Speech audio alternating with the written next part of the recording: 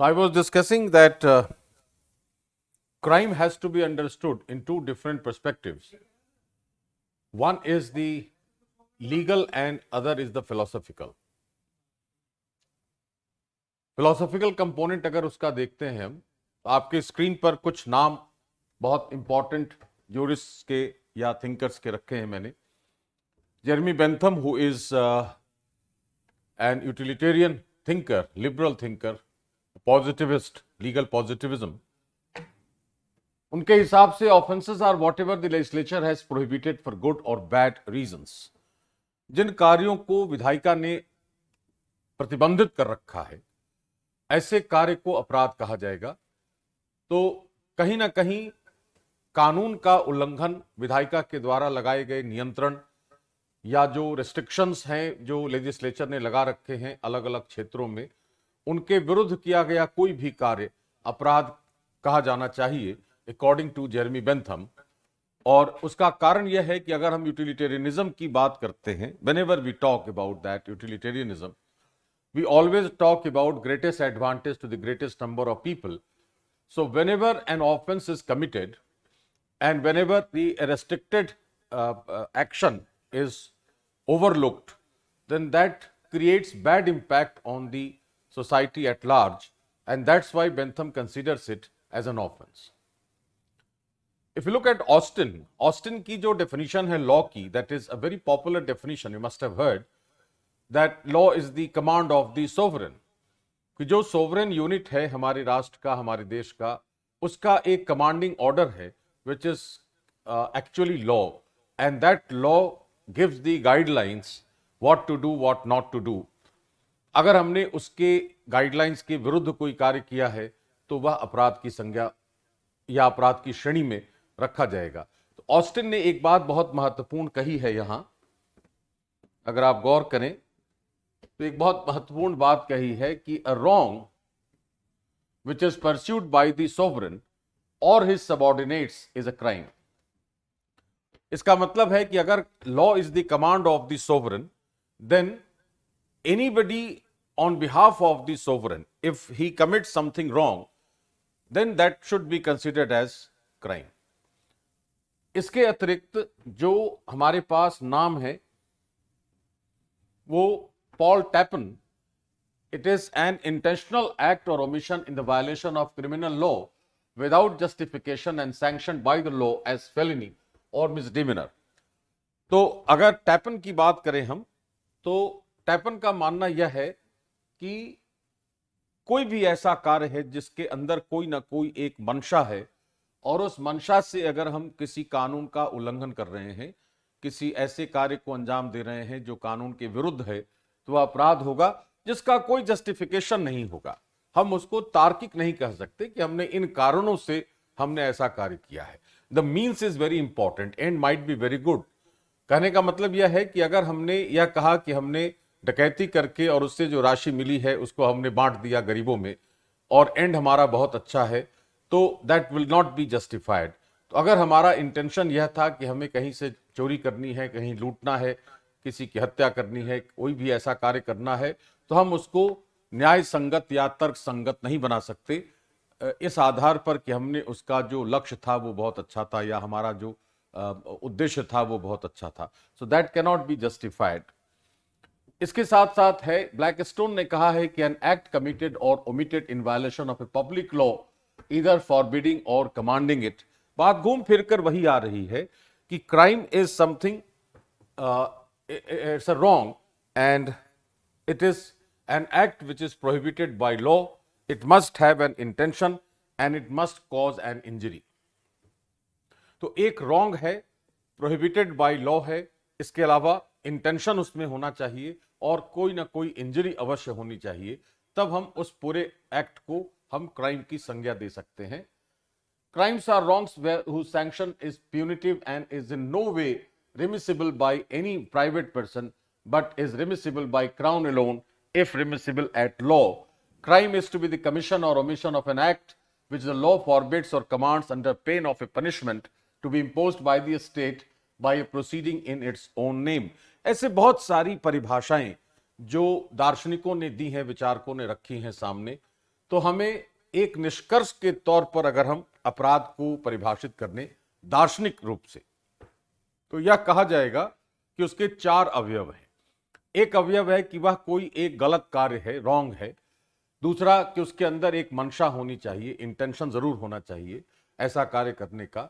तीसरा, उस कार्य को उस राज्य की विधि द्वारा प्रतिबंधित या निषिद्ध किया जाना चाहिए। और चौथा है कि उससे कोई ना कोई इंजरी अवश्य होनी चाहिए। तो it is in violation of law. In any case, crime in philosophy is a wrong causing an injury, which is an act prohibited by law, and it must have been committed with an intention. That is the philosophical connotation of crime. दूसरी तरफ अगर हम law की बात करते हैं तो यहां लिखा है section 338 general clauses act 1897 that offense shall mean any act or omission made punishable by any law for the time being in force. अगर किसी कानून के तहत जो प्रचलित है उसके तहत कोई कार्य दंडनीय है तो उस कार्य को अपराध की संज्ञा दी जाएगी। उसी तरह दंड संहिता में इंडियन पीनल कोड 1860 में की धारा 40 के अंदर यह कहा गया है कि offence denotes a thing made punishable by this code. इस संहिता के तहत जिस कार्य को दंडनीय कहा गया है वही कार्य अपराध होगा। तो 2 ऐसे कानून भारत में हमारे सामने हैं जो अपराध को परिभाषित कर रहे हैं। तो विधि के तहत दंडनीय कार्यों को अपराध कहा जाता है, या उसकी कानूनी व्याख्या है, या उसको हम लीगल पर्सपेक्टिव में उसको डिफाइन कर सकते हैं, और फिलोसॉफिकल पर्सपेक्टिव में डिफाइन कर सकते हैं कि crime is an act forbidden by law और prohibited by law which has been committed with an intention and has caused an injury. That is a crime in philosophy. And crime which is punishable, an act which is punishable under law, is crime in legal perspective. इस तरीके से हम crime को समझ सकते हैं। आपके लिए एक बहुत प्रिसाइज बात मैंने सामने रखी है। क्राइम का एक एक्रोनिम अगर हम इसको समझने की कोशिश करें कि C stands for conflict, R stands for revenge, I is incitement, M is moral degradation, and E is external consequences, something which comes from outside. Extrinsic factors हैं, इसको हम extrinsic factors भी कह सकते हैं। moral degradation है M, incitement है, revenge है और conflict है।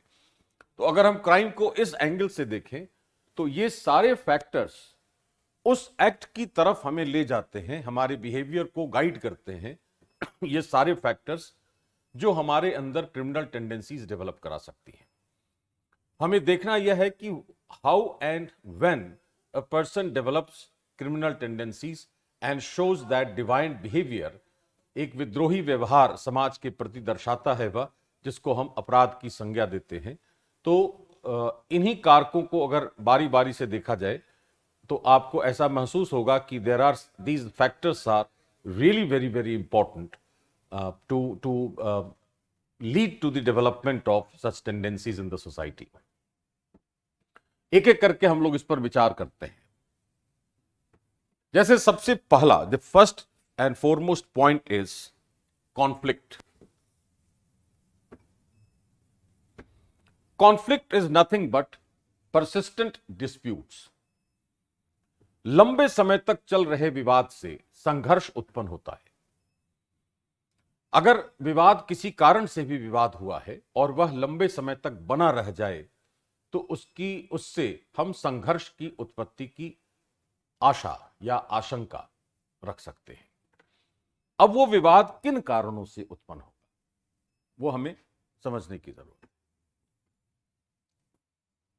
यहां लिखा है the principle of D and crime. Dispute के ओरिजिनेशन के क्या कारण हो सकते हैं? तो कारण या तो डिसएग्रीमेंट है, या डाइवर्जेंस है, या डिफरेंस है। तो कहा जाएगा कि डिसएग्रीमेंट, डाइवर्जेंस और डिफरेंस एक्टिंग सिंगली और in combination leads to a dispute which if persists leads to a conflict. तो डिसएग्रीमेंट का क्या मतलब है? असहमति है, हिंदी में इसको कहते हैं असहमति। डाइवर्जेंस को कहते हैं विचलन, और डिफरेंस को कहते हैं हिंदी में भिन्नता। तीनों मिलते जुलते शब्द लगते हैं। Sometimes we also use it interchangeably, but they are not interchangeable. They have differences. If I say something and you say no, I don't agree, that is a disagreement. मैंने यह कहा कि डिसएग्रीमेंट से डिस्प्यूट उत्पन्न होता है और dispute से कॉन्फ्लिक्ट। अगर डिस्प्यूट परसिस्ट कर जाए, अगर डिस्प्यूट लंबे समय तक बना रह जाए, तो वह संघर्ष उत्पन्न कराता है। मान लिया यह विचार मैंने रखा आपके सामने और आपने कहा कि नहीं, मैं इससे सहमत नहीं हूं, लेकिन आपने अपनी तरफ से कुछ नहीं कहा, नहीं मेरे प्रति कोई ऐसी प्रतिक्रिया या अनुक्रिया दी है, नीदर रिएक्शन नॉर रिस्पॉन्स, केवल यह कहा आपने, एक रिस्पॉन्स की तरह यह कहा कि मैं आपके इस विचार से सहमत नहीं हूं, I don't agree to your point, then that is called disagreement, वह असहमति है। अगर मैंने यह कहा कि मेरे विचार में डिस्प्यूट और कॉन्फ्लिक्ट दो अलग अलग बातें हैं, मान लिया मैंने कहा कि persistent disputes lead to conflicts, आपने कहा कि no I don't agree to this, so I have disagreement with you, और मैंने यह कहा कि there is no relation of dispute and conflict, dispute is something else, conflicts are something else, disputes may not be violent but conflicts are always violent। मान लिया मैंने अपना यह विचार रखा, then that is called divergence। विचलन है कि मैंने जो आपके सामने विचार रखा है उस विचार से अलग हटकर सामने वाले ने एक नया विचार रखा है, that is called divergence of opinion। You must have heard divergence of opinion, जिसको हम मतभेद भी कहते हैं। और तीसरा है डिफरेंस, कि मैं उसके विरुद्ध हूं। अगर मैंने कहा कि मैं एग्री नहीं करता तो असहमति है, अगर मैंने बिल्कुल उल्टा कहा तो वह डिफरेंस है। तो या तो असहमति हो सकती है, या विचलन हो सकता है, मतभेद हो सकता है, दो अलग अलग मत हो सकते हैं, या मतों में इतनी भिन्नता हो जाए कि वो परस्पर विरोधी हो जाए। ऐसा कोई भी कारक या तो अकेला या सभी का एकीकृत रूप एक विवाद को जन्म देता है, इसी को कहते हैं प्रिंसिपल ऑफ डी। और जब वह विवाद लंबे समय तक बना रह जाए तो वह संघर्ष को जन्म दे सकता है। जब कोई एक संघर्ष उत्पन्न हुआ, संघर्ष कितने तरह का हो सकता है? तो संघर्ष या तो साइलेंट होगा या वायलेंट होगा, या तो शांत है, मेरे अंदर वो संघर्ष है, मेरे अंदर वह एक एग्रेशन है कि मैं उस विचार से या तो सहमत नहीं हूं, या मेरा विचार कुछ अलग है, या मैं उस विचार का विरोधी हूं, व्हाटएवर, और मेरे आपके बीच, मेरे समाज के बीच कोई ना कोई विवाद उत्पन्न हो गया है और संघर्ष हो रहा है, तो मैं उस संघर्ष का समाधान या उस संघर्ष को समाप्त करना चाहता हूं। I want to resolve the conflict. अगर मैं कर सकता हूं, उसका समाधान कर सकता हूं, तो मैं उस दिशा में आगे बढ़ूंगा।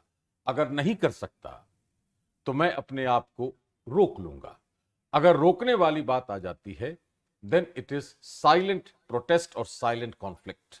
और अगर मैंने काम करने के लिए आगे बढ़ने का सोचा है, then it is violent conflict, जिसको हम कहते हैं एग्जिट एंड वॉइस। अगर विश्व बैंक की भाषा का प्रयोग करें तो इस वायलेंट को कहा जाता है वॉइस, और इसको कहा जाएगा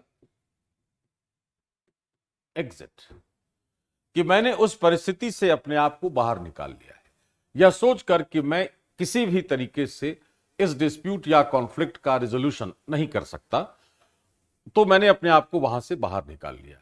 अगर मुझे ऐसा लगता है कि मेरे अंदर वह क्षमता है, I can do that and I can resolve that conflict, then I will voice my concern and that may make me violent in my behavior।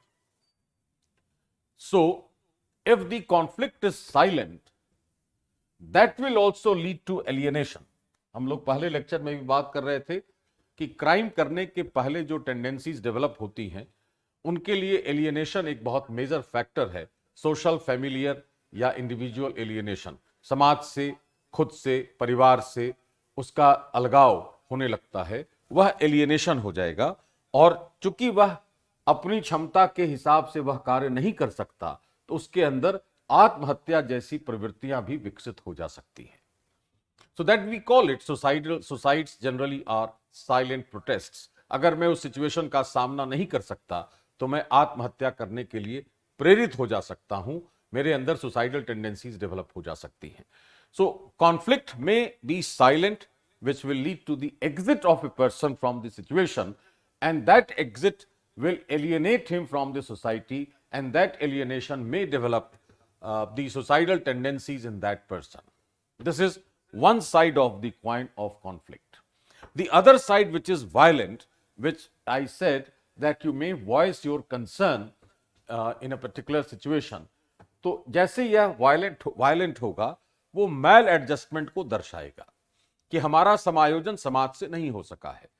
I have not been adjusted with the society. अगर हमारा adjustment नहीं हुआ है तब क्या होगा? Intention to readjust with the society. मेरी मंशा होगी कि मैं दोबारा समाज को अपने हिसाब से या अपने आप को समाज के हिसाब से ढाल के फिर से उसमें एडजस्ट करूं, और उस करने के क्रम में मेरा जो व्यवहार होगा वो विद्रोही व्यवहार हो सकता है, डिवायंस हो सकता है, and that deviance may lead to development of criminal tendencies in person. कहने का अर्थ क्या हुआ कि कॉन्फ्लिक्ट एक ऐसा कारक है जो क्राइम की तरफ हमें ले जा सकता है और आत्महत्या की तरफ भी ले जा सकता है. और उसके लिए हमें देखना यह है कि कॉन्फ्लिक्ट किस विवाद के कारण उत्पन्न हुआ है और वह विवाद किस कारण से उत्पन्न हुआ है. या तो असहमति हुई होगी, या मतभेद हुआ होगा, या भिन्नता हुई होगी जिसने विवाद को जन्म दिया है, और विवाद लंबे समय तक बना रह जाने के कारण संघर्ष का रूप ले लिया है उसने. और संघर्ष यदि शांत है, इसका अर्थ यह है कि वह व्यक्ति या समूह उस संघर्ष का निवारण करने की स्थिति में नहीं है या उसकी क्षमता नहीं है, तो वह अपने आप को उस सिचुएशन से बाहर ले आता है जिसको हम एग्जिट कहते हैं. और उस एग्जिट के बाद वह व्यक्ति एलियनेट हो जाएगा समाज से, अलगाव उसका हो जाएगा और उसके अंदर आत्महत्या की प्रवृत्तियां विकसित हो जाएंगी. इसके विपरीत यदि उस व्यक्ति के अंदर यह महसूस होता है कि वह इसकी क्षमता इतनी है कि वह उस संघर्ष का निवारण कर सकता है, तो वह वायलेंट होगा, अपने व्यवहार में एग्रेशन, आक्रामकता रखेगा और अपने आप को समाज से पुनः जोड़ने की कोशिश करेगा.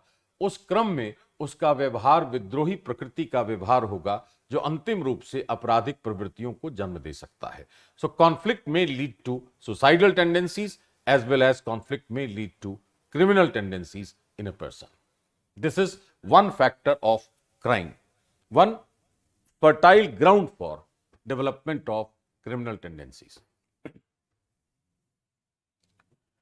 दूसरा जो कारक है क्राइम का R, that is revenge, बदले की भावना है. It is retaliation for injuries or wrongs. Revenge is what? कि मुझे किसी ने नुकसान पहुंचाया तो मैं भी उसको नुकसान पहुंचाऊंगा. ये बात वही है वेंजियंस वाली. सुबह में मैंने बताया था आपको हम्मुराबी कोड, जिसको लेक्स टेलियोनिस जिसको कहा जाता है, एन आई फॉर एन आई, कि वह रिवेंज की एक भावना है कि मुझे रिटेलिएट करना है. I have to retaliate and I will also give painful injury to him what I have received. So that is what revenge is, and that revenge may lead to generation of criminal tendencies. कैसे? किसी एक व्यक्ति के विरुद्ध कोई गलत कार्य हुआ, something wrong has been done to a person. After that what will happen? He will be under emotional stress. भावनात्मक तनाव उसके अंदर उत्पन्न होगा. अगर भावनात्मक तनाव होता है तो दो उसकी शाखाएं हैं. पहली शाखा है कि उसको चिंता होगी, उसके अंदर विद्रोह की भावना होगी और दुख, तकलीफ, फ्रस्ट्रेशन, उस तरह की भावनाएं उसकी विकसित होती जाएगी. And that will lead to depression. तो अगर किसी ने मेरे साथ गलत किया है, मान लें कोई एक प्रैक्टिकल उदाहरण लें इसका, कि suppose in a family some member or some relative start sexual exploitation of a girl child, what will be the repercussion? एक सिचुएशन गर्ल चाइल्ड के साथ यह है कि she will be under severe emotional stress. Y?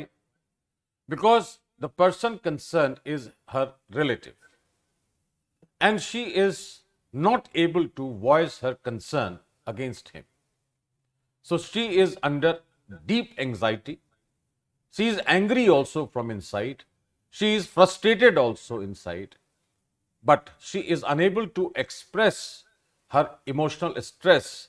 So she may reel into a condition of depression.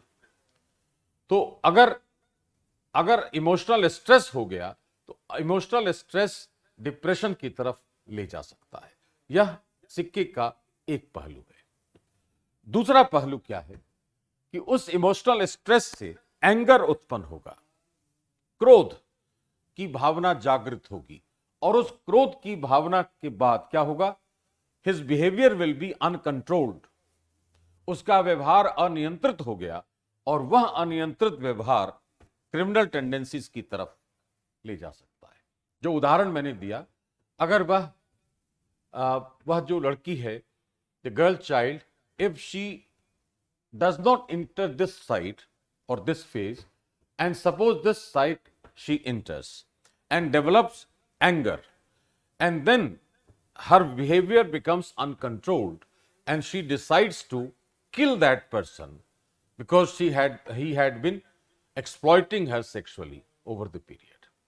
So that problematic and uncontrolled behavior guided by anger, that may lead to criminal tendencies.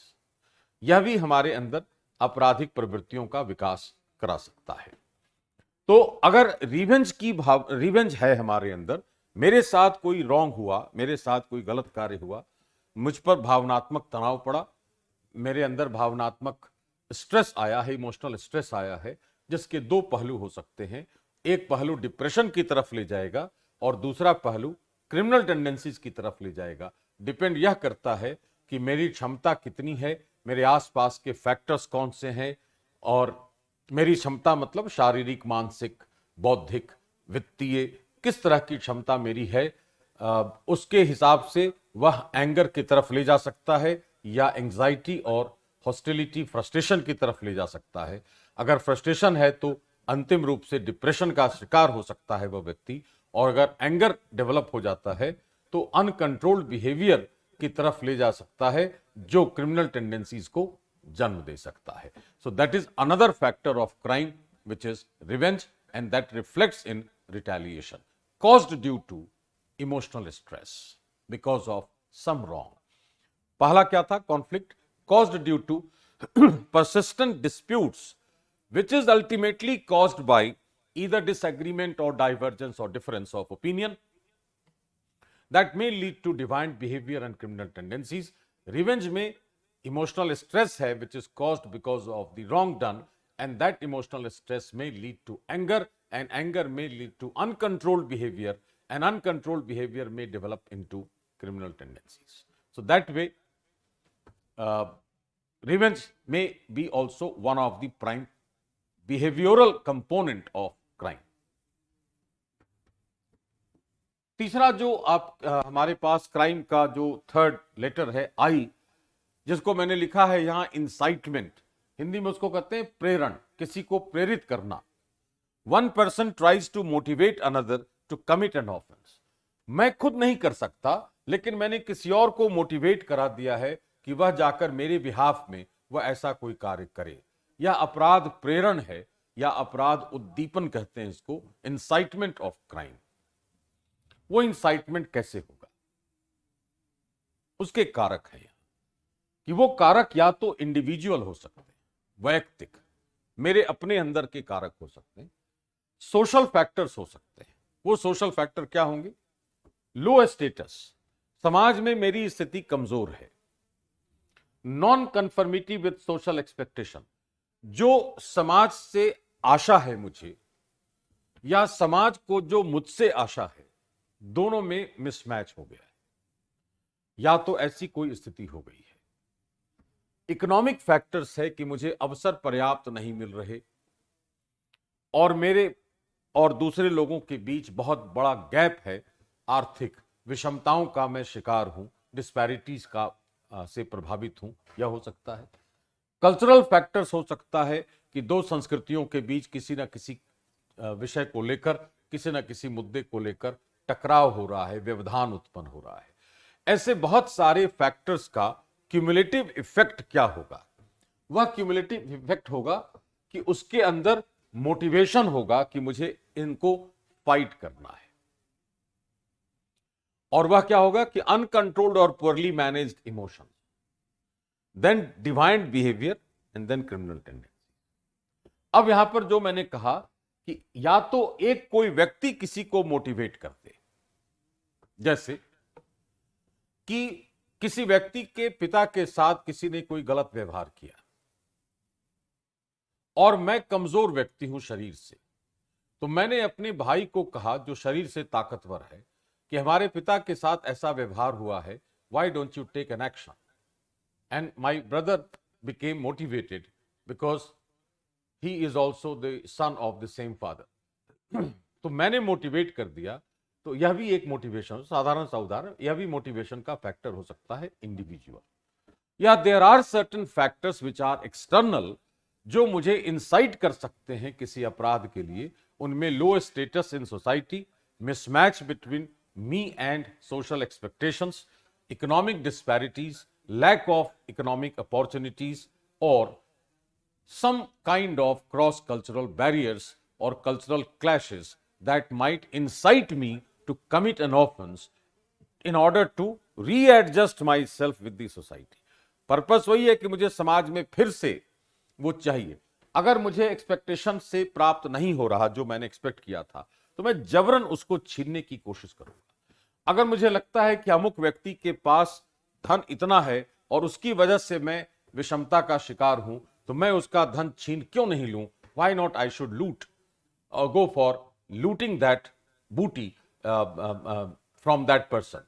तो ऐसी स्थिति में ऐसे जो factors हैं वो insight कर सकते हैं किसी को, एंड दैट इंसाइटमेंट में लीड टू अनकंट्रोल्ड और पुअरली मैनेज्ड इमोशंस। हमारी जो भावनाएं हैं उसका मैनेजमेंट हम नहीं कर पाएंगे। We will not remain emotionally intelligent. Emotional intelligence का अर्थ क्या होता है? यहां अगर हम एक प्लस का साइन बनाए तो यह जो पॉइंट है इसको कहते हैं इमोशनल न्यूट्रलिटी, भावनात्मक उदासीनता का स्तर है वह। अगर हम यहां हैं, मुझे कोई भावना नहीं हो रही, मैं उदासीन हूं, न हैप्पीनेस न सैडनेस, कोई भावना नहीं है, मैं उदासीन हूं, यह स्थिति बहुत खराब है, यह नहीं होनी चाहिए। A person should have some emotions. अब यहां पर एक एंड है न्यूट्रलिटी का, और यह जो पॉइंट है यह एक्सट्रीम पॉइंट है इमोशन का। तो हम ना तो यहां रह सकते हैं ना यहां रह सकते हैं, हमें कहीं ना कहीं इसके बीच में रहने की आवश्यकता है। अगर मैं इसको फिलोसॉफिकल कोनोटेशन के साथ देखूं और आपको बताऊं अगर, तो अरिस्टोटल का एक सिद्धांत है अरस्तु का, जिसको कहते हैं गोल्डन मीन।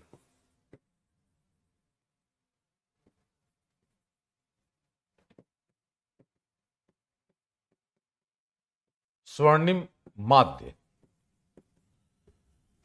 अरिस्टोटल का कहना यह है कि जैसे हमारे अंदर साहस, करेज होना चाहिए।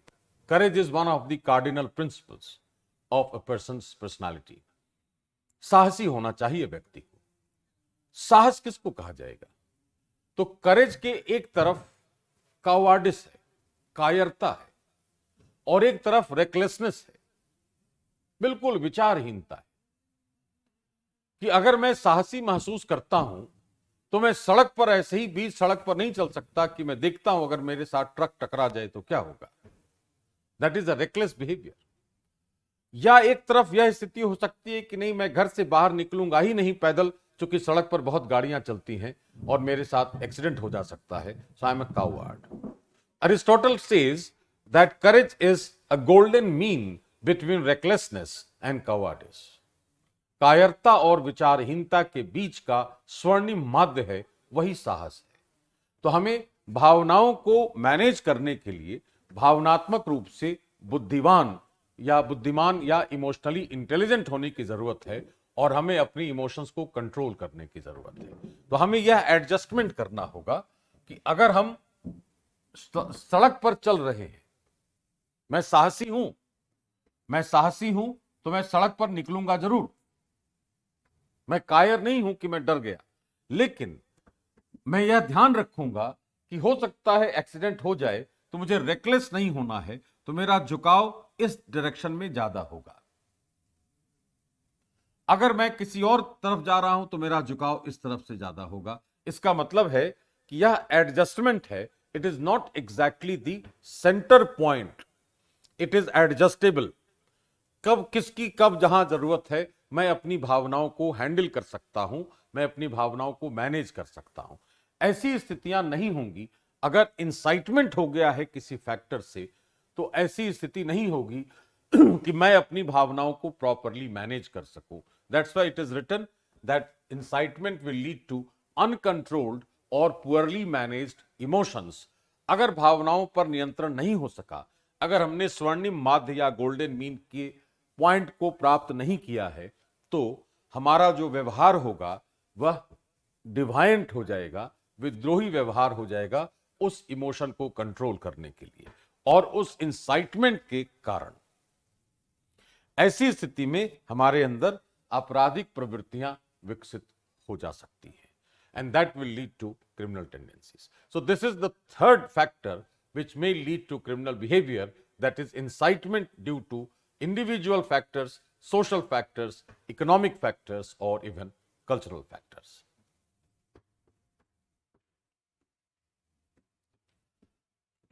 इसके बाद जो उसमें लेटर है M, जिसको हम कह रहे हैं मोरल डिग्रेडेशन, नैतिकता का क्षरण हो गया है, ब्रेकडाउन ऑफ वैल्यू सिस्टम।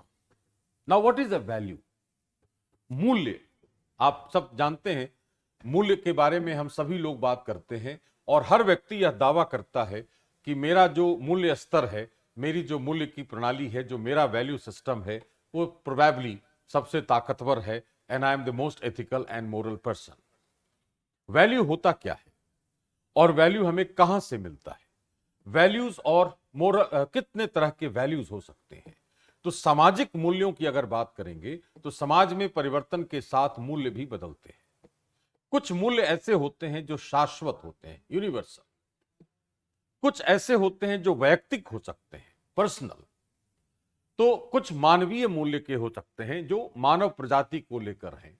कुछ पर्यावरणीय मूल्य हो सकते हैं जो नेचर और एनवायरनमेंट के प्रति हमारा व्यवहार दर्शाते हैं। तो व्हाट एग्जैक्टली इज वैल्यू? तो कहा जाएगा कि value is a long term belief, एक दीर्घकालिक विश्वास है, और वही विश्वास हमारे चरित्र का निर्माण करता है। तो अगर हम इसको इस रूप में देखें,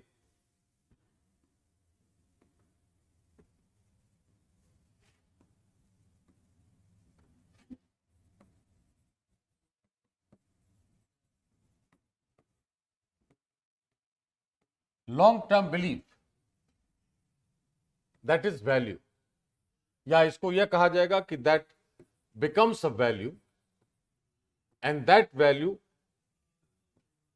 contributes to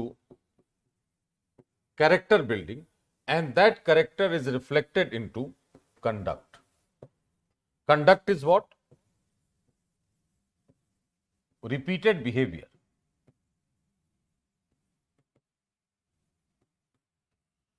व्यवहार की पुनरावृत्ति ही हमारा आचरण है, कार्यों की पुनरावृत्ति हमारा व्यवहार है। Repeated actions are our behaviors and repeated behaviors are our conduct. तो हमारा आचरण कैसा है वह हमारे चरित्र से प्राइमरली गाइड होता है। जैसा हमारा चरित्र होगा वैसा ही हमारा आचरण होना चाहिए, ऐसी अपेक्षा है। और कैरेक्टर का निर्माण मूल्यों से होता है, और मूल्य दीर्घकालिक विश्वास है। यह जो मूल्य की प्रणाली है, यह मूल्य हमें सबसे पहले पारिवारिक स्तर से प्राप्त होते हैं। परिवार के स्तर पर मूल्य हमें सिखलाए जाते हैं, या तो समझाकर, या डांटकर, या मारकर। माता पिता अगर किसी बच्चे को मारते हैं या माता पिता किसी बच्चे को डांटते हैं या समझाते हैं, तो उसका पर्पस यही होता है कि what is right, what is wrong, value judgement करना है, गलत क्या है, सही क्या है, यह मूल्य निर्णय करना है। इसकी सीख परिवार के स्तर पर मिलती है, उसके बाद शैक्षणिक संस्थाओं में मिलती है, एजुकेशनल इंस्टीट्यूशंस में मिलती है। वैल्यू बेस्ड एजुकेशन सुना होगा आपने नाम, कि मूल्य आधारित शिक्षा। तो शिक्षा हमारे अंदर समाज के प्रति संवेदनशीलता विकसित करने वाली होनी चाहिए, हमारे अंदर भावनाओं को नियंत्रित कराने वाली क्षमता विकसित करने वाली होनी चाहिए। ऐसी शिक्षा हमें शिक्षण संस्थाओं से अगर मिलती है तो हमारे अंदर मूल्यों का विकास हो सकता है।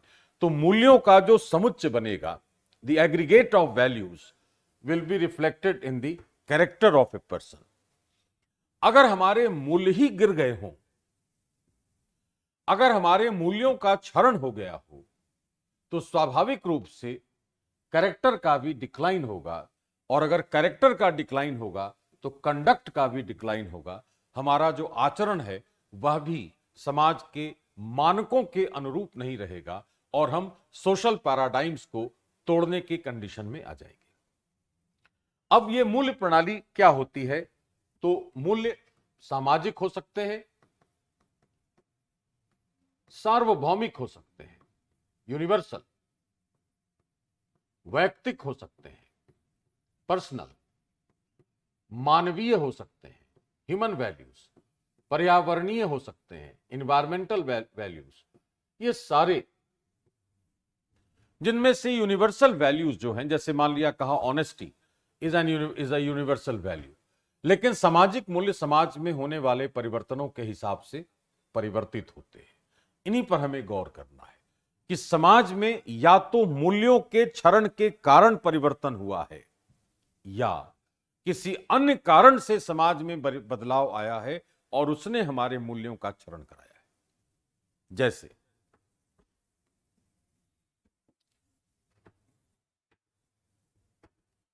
इंडिविजुअलिज्म, व्यक्तिवादिता, मैं ही सबसे महत्वपूर्ण हूं, I am the most important for my self, not the society, not my family, I am the most important person for my self, यह व्यक्तिवाद है।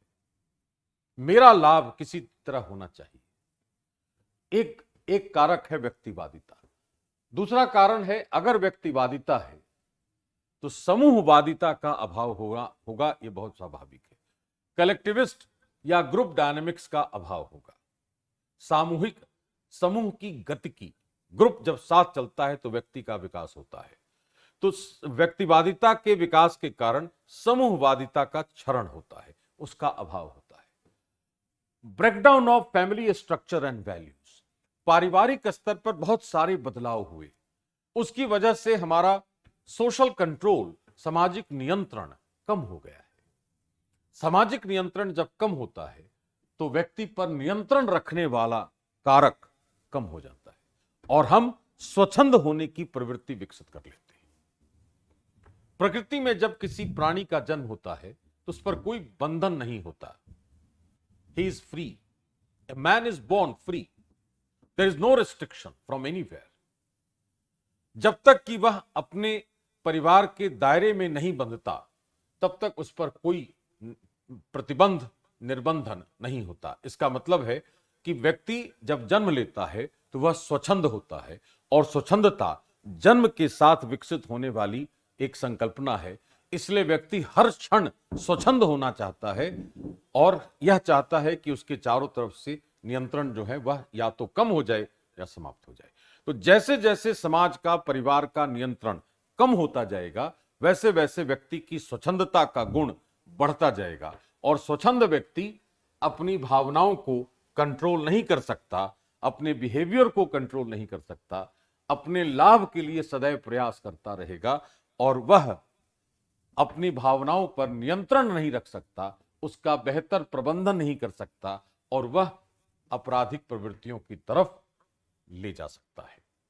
तो moral degradation will lead to the lack of social control, lack of social control will lead to poorly managed emotions, and poorly managed emotions may lead to deviant behavior, and deviant behavior may lead to criminal tendencies. ऐसा जो सामाजिक कारकों की वजह से हुआ है, जैसे मान लें हम यह कहें कि एक उदाहरण दे रहा हूं कि अगर हम पिछले 2-2.5 दशकों 3 दशकों की बात करें तो we are in the market economy now. Market का जो बाजार का जो प्रकृति है, बाजार मांग और पूर्ति के नियम पर कार्य करता है, आप सब जानते हैं, हम सब जानते हैं। It works on the principle of demand and supply. अगर बाजार में मुनाफा चाहिए और बाजार से ही मुनाफा हो सकता है, तो मुनाफे प्राप्त करने की जल्दी हमें बाजार में होड़ रेस में ला देती है।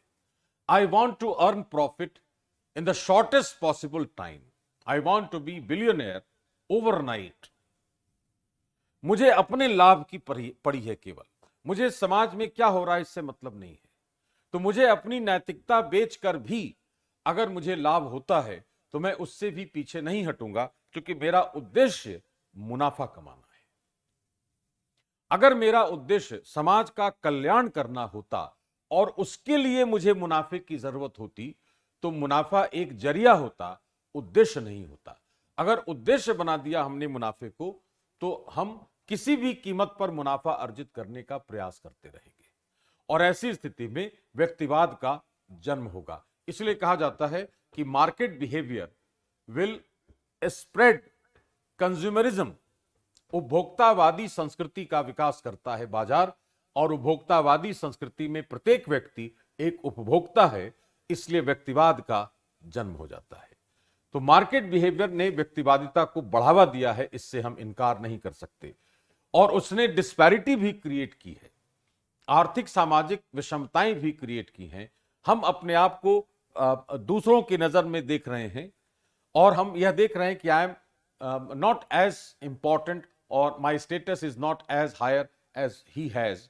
तो मेरे अंदर एक इंसाइटमेंट की भावना भी होगी, मेरे अंदर डिप्रेशन भी हो सकता है, मेरे अंदर इमोशनल स्ट्रेस और एंगर भी हो सकता है, और मेरा मोरल डिग्रेडेशन भी हो सकता है। ऐसी स्थिति में मैं अपने इमोशंस को प्रॉपरली मैनेज नहीं कर सकता अगर, तो उस पुअरली मैनेज्ड इमोशन के कारण my behaviour will be deviant, and that deviant behaviour may lead to development of criminal tendencies in me, and that will lead to criminal behaviour. इस तरीके से अगर हम मोरल डिग्रेडेशन की भी बात करते हैं तो वह क्राइम की तरफ हमें ले जा सकता है।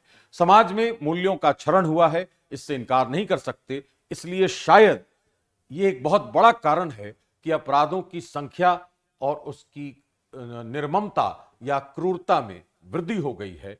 हमने सुबह वाले लेक्चर में मैंने एक बात कही थी कि स्टेट सिटीजन गैप क्रिएट हो गया है और उसने अपराधियों को बीच में शरण दी है, उनकी शरण स्थली बन गई है, और हम अपने आप में व्यस्त हैं। हमें न तो सरकार से कोई लेना देना है, न सरकार को हमसे कोई लेना देना है। ऐसी अगर स्थिति बना दी गई है तो जाहिर है अपराधियों को बल मिलता है इससे। तो हमारे मोरल वैल्यूज हमारे अगर डिग्रेड हो रहे हैं तो हमारा समाज के साथ, हमारा व्यक्ति के साथ, हमारा प्रकृति के साथ संघर्ष बढ़ता जा रहा है, और अल्टीमेटली वह कॉन्फ्लिक्ट हमें क्रिमिनल टेंडेंसीज की तरफ ले जाएगा। इधर it is man and society, social man society conflict है, मैन नेचर कॉन्फ्लिक्ट है, मैन एनिमल कॉन्फ्लिक्ट है, क्रॉस कल्चरल कॉन्फ्लिक्ट्स हैं, सोशल या क्रॉस सेक्शनल कॉन्फ्लिक्ट्स हैं, या फिर क्रॉस रिलीजियस कॉन्फ्लिक्ट्स हैं। बहुत तरह के संघर्ष हमारे समाज में विद्यमान हो गए हैं। उसका कहीं ना कहीं एक बहुत बड़ा कारण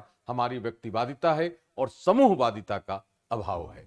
इस कारण से मोरल डिग्रेडेशन क्रिमिनल टेंडेंसीज की तरफ ले जा सकता है, क्रिमिनल बिहेवियर करा सकता है। यह हम इस तरीके से समझ सकते हैं इसको। और अंत में अगर देखें क्राइम का जो ई है, एक्सटर्नल फैक्टर्स या external consequences, which is politico eco social factors affecting criminal behaviour. राजनीतिक, आर्थिक, सामाजिक कारक है। कौन कौन से कारक? Populist politics leading to competitive politics.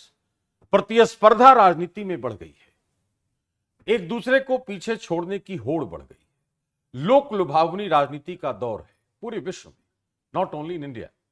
We are in the era of populism, we are in the era of populist politics, we are in the era of competitive politics. Competitive politics कब हो गई? जब राजनीति का प्रादेशिकीकरण हो गया, regionalisation of politics जब हो गया, तो छोटे छोटे क्षेत्रों में राजनीतिक दलों की उत्पत्ति हो गई, आपस में प्रतिस्पर्धा हो गई और एक दूसरे को पीछे छोड़ने की होड़ बढ़ गई, जिसकी वजह से हम अपने अस्तित्व का संकट हमारे सामने खड़ा होने लगा।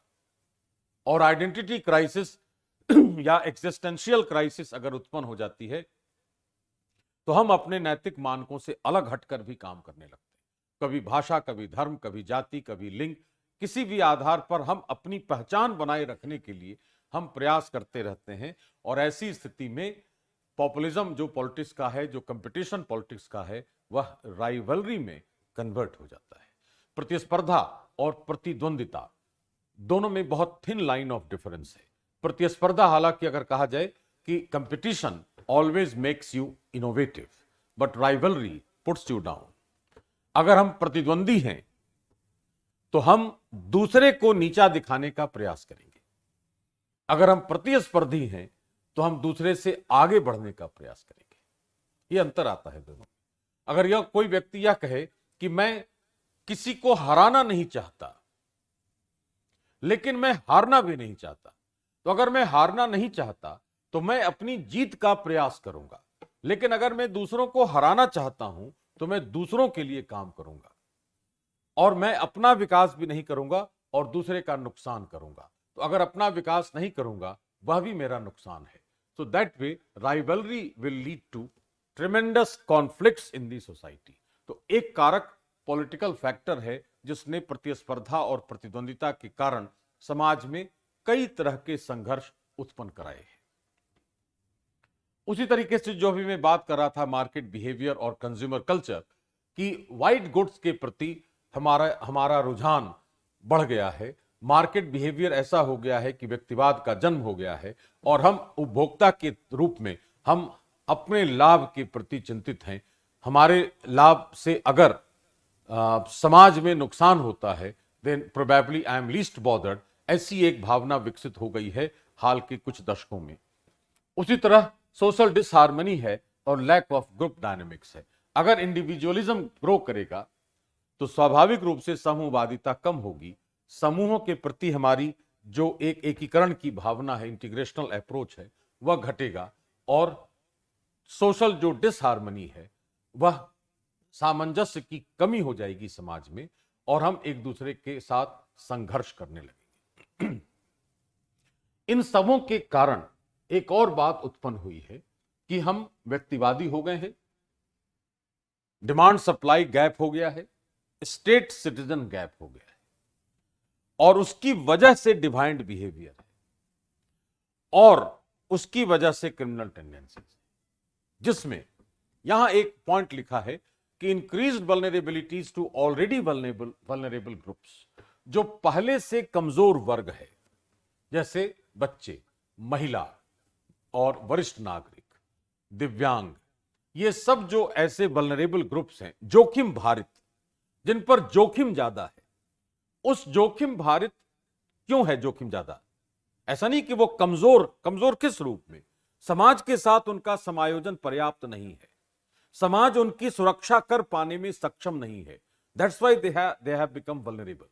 तो जो पहले से वल्नरेबल हैं उनका जोखिम और बढ़ जाता है, क्योंकि मैं अगर अपराध करना चाहता हूं तो मैं यह देख रहा हूं कि मेरे ऊपर सोशल कंट्रोल नहीं है और मुझे उस व्यक्ति के साथ अपराध करने से मेरा लाभ हो सकता है और मेरे ऊपर कोई नियंत्रण नहीं है देन, और वो सामने वाला कमजोर है, तो जाहिर है उसके प्रति अपराध की प्रवृत्तियां बढ़ जाती हैं, जो बढ़ गई हैं। ये बहुत चिंता का विषय है। हमारे बच्चे हम सुरक्षित नहीं हैं, हमारे किशोर, adolescents, teenagers, juveniles are indulging into crimes. This is a very dangerous and disastrous situation in the society. यह हम सबों का दायित्व है कि हम समाज के इस कमजोर हालत में एक ऐसे विचार पर गौर करें जो समाज को, परिवार को सुरक्षित बना सके। We must have or we must work for security in peace. शांति होनी चाहिए उसमें सुरक्षा अपने आप हो जाएगी। अगर हम हथियारों से सुरक्षा चाहते हैं तो सभी के पास अगर हथियार हो तो असुरक्षा बनी रहेगी। बहुत सारे राष्ट्र हैं जिन्होंने परमाणु शक्ति विकसित कर ली है, फिर भी क्यों डर है? अगर किसी ने फायर कर दिया परमाणु हथियार, then it will be disasters for the mankind. तो हम अगर शांति में सुरक्षा ढूंढने का प्रयास करते हैं, उसके लिए हमें सामाजिक, सांस्कृतिक, आर्थिक, राजनीतिक, मनोवैज्ञानिक कारकों पर काम करने की जरूरत है, अपने अंदर झांकने की जरूरत है। अगर मैं गांधी को कोट करूं यहां, तो गांधी ने यह कहा है कि हम अपने चरित्र पर नजर इसलिए नहीं डालते कि हम उसको बर्दाश्त नहीं कर सकते। अगर मुझे अपने चरित्र पर नजर डालने से ऐसा महसूस होता है कि मैं दिन भर में 10 बार झूठ बोलता हूं और मैं झूठा व्यक्ति हूं, तो मैं अपने आप को बर्दाश्त नहीं कर पाऊंगा। इसलिए मैं उसका जस्टिफिकेशन देता हूं कि मैंने झूठ नहीं कहा था, उसकी वजह से ऐसा बोलना पड़ा, ऐसे सिचुएशन में था इसलिए बोलना पड़ा, तो मैं उसको जस्टिफाई करता हूं। जिस दिन अपनी चरित्र पर नजर डल जाएगी, उस दिन हम अपने व्यवहार को, अपने मूल्यों को समझ लेंगे।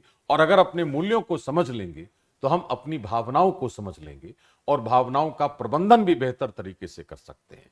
And then we can control the development and spread of criminal tendencies and criminal behaviour. जितनी बात मैंने आपको कही अभी, उसको अगर जस्टिफाई करें हम सरकारी आंकड़ों से, तो बहुत सटीक रूप में आपके सामने चीजें आ जाती हैं। कैसे?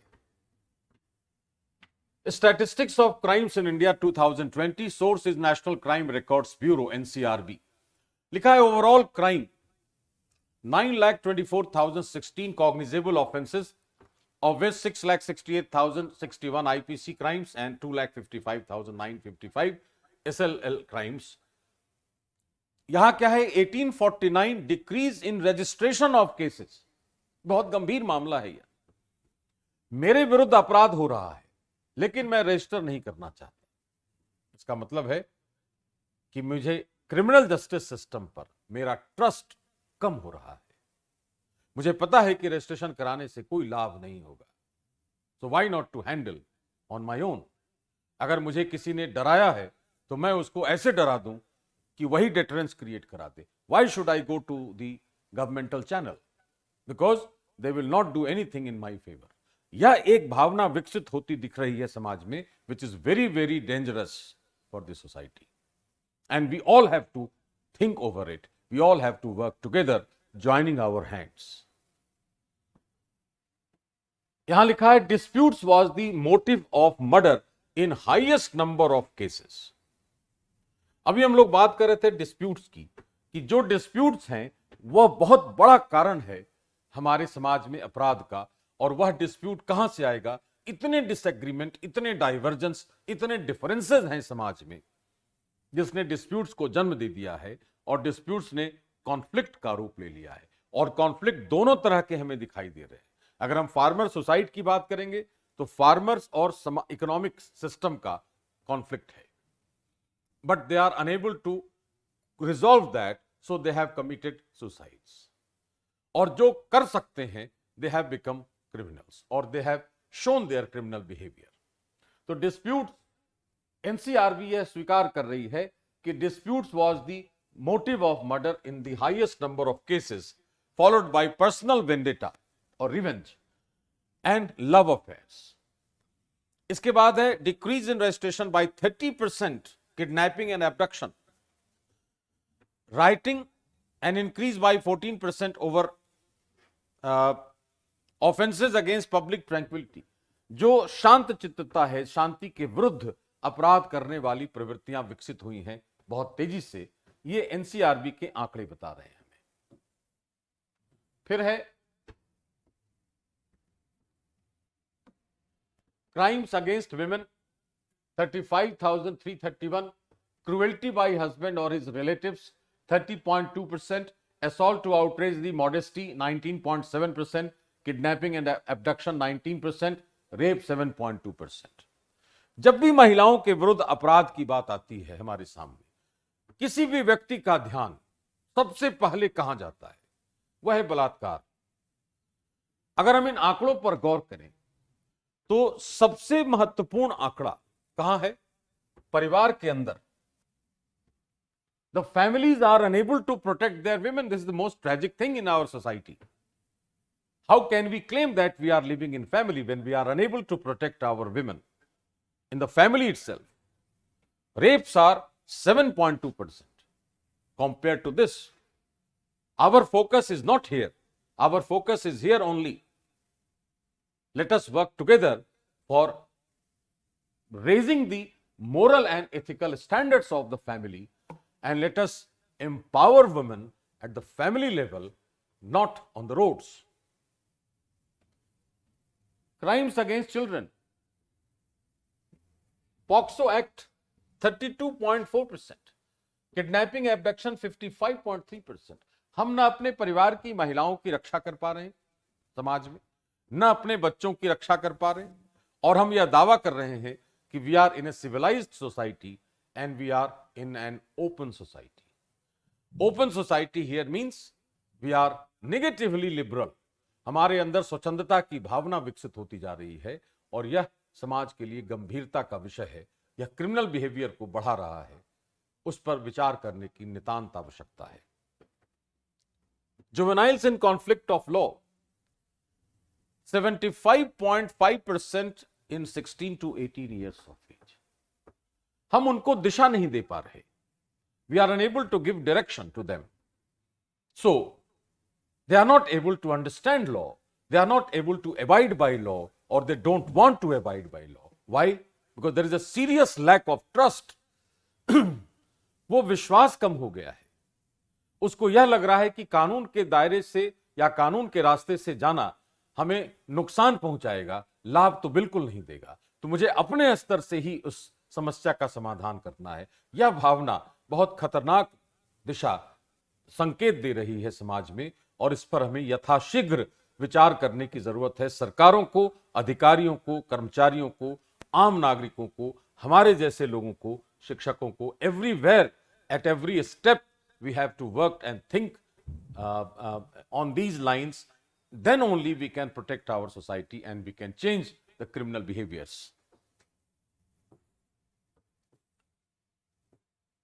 साइबर क्राइम से भी हम लोग सुबह में पढ़ रहे थे, न्यू क्रिमिनोलॉजी, कि साइबर क्राइम तो अचानक से बढ़ा है, खासतौर से 2016 के बाद से, जब से हमने डिमोनेटाइजेशन के बाद से, जब से हमने डिजिटल ट्रांजैक्शंस पर फोकस किया है मैक्सिमम, तो India has become a kind of target of cyber attacks. तो वह एक अलग से महत्वपूर्ण स्थिति बनी हुई है. कुल मिलाकर अगर हम देखें तो क्राइम का जो दायरा है या क्रिमिनल बिहेवियर का जो दायरा है, वह उसी आधार पर मैंने बताया आपको कि it is conflict, then revenge, then incitement, then moral degradation and external consequences और extrinsic factors. These lead to developing criminal tendencies and criminal behaviour. I think मुझे जो बात कहनी थी, मैंने आपका ध्यान आकर्षित कराया है उस दिशा में कि हमें एकजुट होकर इस पर विचार करने की जरूरत है. Let us put our thinking caps down and think whether we are able to protect our own families, whether we are able to protect our children. If not, where are we lacking? And are we trying to catch hold of a criminal outside, or are we creating a fertile ground in our own sphere, in our own domain, to generate or to develop criminal tendencies among people around us? That is a serious question which all of us have to think over. Thank you. Any questions if you have, please? Anything if you want to ask from me?